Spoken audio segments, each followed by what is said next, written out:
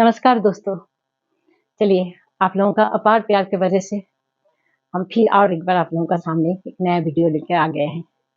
दोस्तों, आज हम आप लोगों को एक ऐसा व्यक्ति के बारे में बताएंगे कि जो अपने राह पे अपने सत्य और निष्ठा को कभी नहीं छोड़ते थे। चाहे उनका जिंदगी में कितना भी विपत्ति आ जाए, वो कभी नहीं सत्य को छोड़ते थे, हमेशा सत्य की राह पे रहते थे। देखिए, अभी कली युग में ये सत्य, निष्ठा, ये सब वाणी सुनने में थोड़ा-सा अटपटा सा लगता है, क्योंकि अभी तो चारों तरफ पाप ही पाप है, सत्य नाम का कोई चीज़ ही नहीं है। तो चलिए हम आप लोगों को बताएँगे एक ऐसा व्यक्ति के बारे में जो उनका नाम आज भी इतिहास के पन्नों पर हम लोग देखते हैं। इस दोस्तों, भारतवर्ष में बहुत सारे प्रतापी राजाओं ने राज किए हैं, जिनका नाम हम सभी को इतिहास के पन्नों में मिलते थे। उन्हीं प्रतापी राजाओं में से एक थे सूर्यवंशी राजा हरिश्चंद्र, जो अपने सत्य तथा निष्ठा के लिए जाने जाते हैं। राजा हरिश्चंद्र अयोध्या के राजा सत्यव्रत का पुत्र थे। राजा हरिश्चंद्र अयोध्या का राजा सत्यव्रत का पुत्र थे। राजा हरिश्चंद्र हमेशा सत्य का साथ ही देते थे। वो अपना निष्ठा से कभी इधर उधर नहीं होते थे। जो बात वो एक बार बोल देते थे, वो बात से वो कभी नहीं मुकरते थे, और इसीलिए उनको सत्यवादी हरिश्चंद्र के नाम से भी हम लोग जानते हैं। उनका सत्य के कारण उन्हें बहुत बार बहुत कठिन परिस्थितियों का सामना भी करना पड़ा, पर भी उन्होंने सत्य का साथ कभी नहीं छोड़ा। एक बार जो वो प्रण ले लेते थे, वो कभी भी नहीं छोड़ते थे, किसी भी कीमत में उसको वो पूरा करते थे। राजा हरिश्चंद्र के ख्याति चारों ओर फैली हुई थी। एक बार ऋषि विश्वामित्र ने उनका परीक्षा लेने के लिए निश्चय किए। उसी रात राजा हरिश्चंद्र ने एक सपना देखे कि उनके राजभवन में एक ब्राह्मण आते हैं और उनका हरिश्चंद्र जी बहुत आदर सत्कार करते हैं और उनको अपना राज्य दान में दे देते हैं। जब राजा सुबह जब नींद खुली, सुबह जब नींद से उठे, तो उनको सपना के बारे में कुछ याद नहीं था, पूरा भूल चुके थे। दूसरा दिन उनके दरबार में ऋषि विश्वामित्र खुद पहुंचे और राजा हरिश्चंद्र को उनके सपनों के बारे में याद दिलवाए।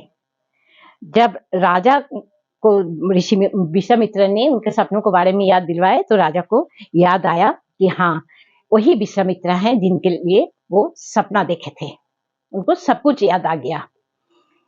तब उन्होंने क्या किया कि राजा विश्वामित्र को अपना राज्य जो था वो दान में दे दिए।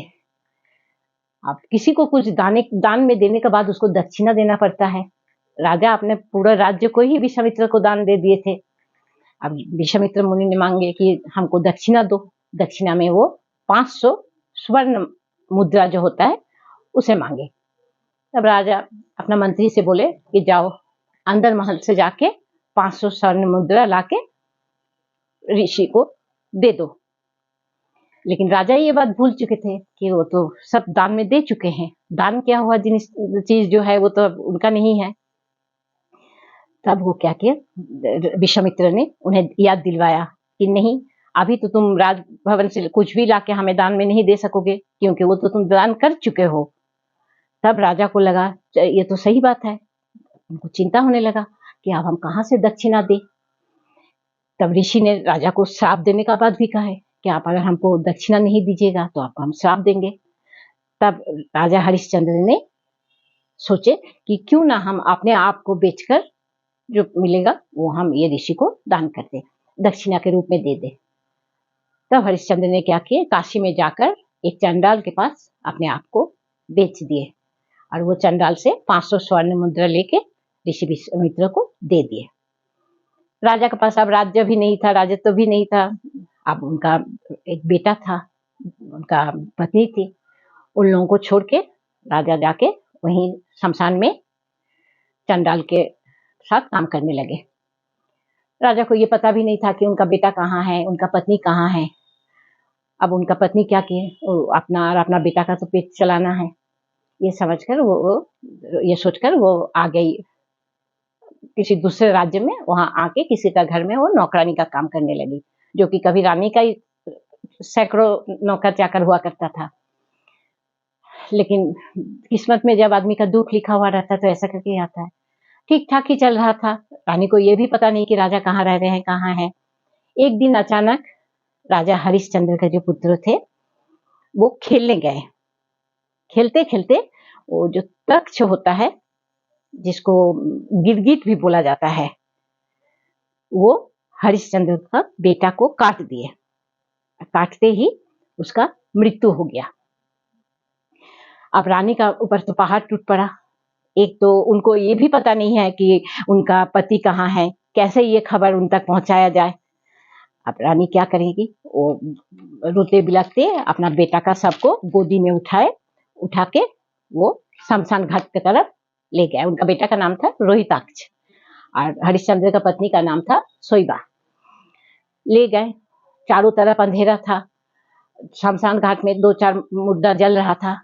वहां जाके रानी राजा को बहुत ये करने लगे, रिक्वेस्ट करने लगे, बहुत बोलने लगे कि मेरा बेटा का ऐसा डेथ हो गया है, आप इसका दाह संस्कार कर दीजिए।